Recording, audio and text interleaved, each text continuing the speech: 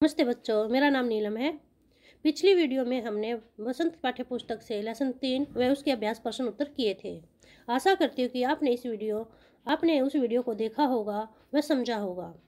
इस वीडियो में हम पाठ 4 से कविता करेंगे, जिसका नाम है चांद से थोड़ी सी गप्पे। यह कविता शमशेर बहादुर के द्वारा लिखी गई है। चलिए शुरू करते हैं। चांद से थोड़ी सी गप्पे। 10-11 साल की एक लड़की है जिसकी जिज्ञासा है कि वह चांद क्यों घटता बढ़ता है। इसके बारे में बच्चों मैं आपको पहले बता देती हूँ कि हमारा जो हिंदू पंचांग के अनुसार जो हमारा महीना होता है उसको 30 दिनों में बांट देते हैं। फिर उसको हम 15-15 दिन में बांट के 2 हिस्से कर देते हैं। जो पहले पूर्णिमा व अमावस्या के बीच का भाग होता है उसको हम कृष्ण पक्ष कहते हैं, और दूसरा जो हिस्सा होता है अमावस्या से पूर्णिमा के बीच को उसको हम शुक्ल पक्ष के नाम से जानते हैं। तो 15 दिन का कृष्ण पक्ष होता है और 15 दिन का शुक्ल पक्ष होता है। बच्चों, कृष्ण पक्ष में पूर्णिमा के बाद चांद का आकार अपने आप कम होना शुरू हो जाता है और रातें अंधेरी होनी शुरू हो जाती हैं। जैसे ही 15 दिन पूरे होते हैं वैसे ही पूर्णमासी आ जाती है। पूर्णमासी के बाद जैसे ही शुक्ल पक्ष आरंभ होता है तो अमावस्या के मतलब अगले दिन ही चांद का आकार बढ़ने लगता है। ठीक है, तो बेटा अभी आप ध्यान से देखिएगा।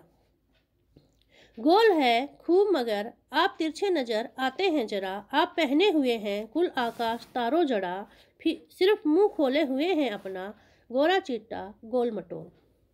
लड़की कहती है चांद को देख के कि आप बहुत गोल हो, लेकिन फिर भी आप मुझे तिरछे नज़र आते हो। मतलब वो अपने आकार में घट के तिरछे हो गए हैं, इसलिए उनको तिरछे नज़र आते हैं।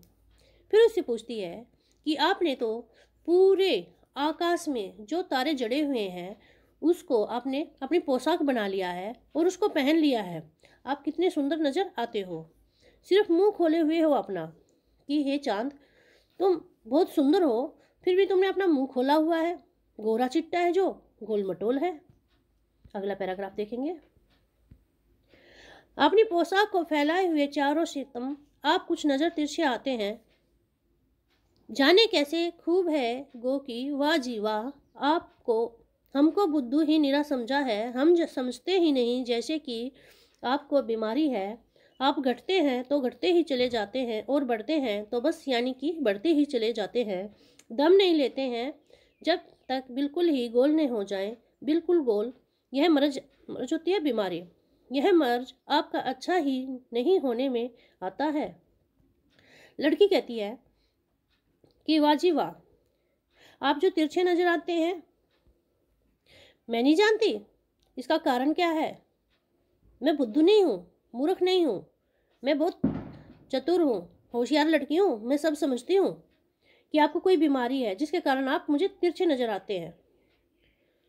फिर लड़की कहती है कि जिस वजह से मतलब पूर्णिमा और शुक्ल पक्ष के कारण घटता बढ़ता है ना, तो वो कहती है लड़की आप घटते हैं तो घटते ही चले जाते हैं और बढ़ते हैं तो बस यानी कि बढ़ते ही चले जाते हैं। मैं जानती हूँ कि आपको कोई ना कोई बीमारी है। जब आप घटना शुरू करते हैं तो आप घटते ही चले जाते हैं और जब आप बढ़ते हैं तो आप बढ़ते ही चले जाते हैं। मैं अच्छी तरह से जानती हूँ ये जो घटना बढ़ना है ये आपकी कोई बीमारी है। आप ये मत समझना कि मुझे समझ नहीं आता है, मैं मूर्ख हूँ। नहीं, मैं बहुत होशियार लड़की हूँ, मुझे पता है कि आप बीमार हैं। ठीक है, और आप गोल न हो जाएं, बिल्कुल गोल न हो जाए, यह मर्ज आपका अच्छा ही नहीं होने देता। और मैं ये भी जानती हूँ कि आप जब तक बढ़ते रहते हो जब तक आप पूर्ण रूप से गोल ना हो जाए। और मैं जानती हूँ कि आपको यह बीमारी है जिसकी वजह से आपको ठीक नहीं होने दे रही। मैं जानती हूँ कि यह बीमारी आपको जो आपको ठीक नहीं होने दे रही है। तो बच्चों, हमने समझा इस कविता में शुक्ल पक्ष और कृष्ण पक्ष के बारे में कि किस तरह से शुक्ल पक्ष और कृष्ण पक्ष के आने पर हमारा चांद बढ़ता रहता है और घटता रहता है, और आप सबने भी ये समझा। तो बच्चों, अगली वीडियो में इसके अभ्यास प्रश्न करेंगे। धन्यवाद।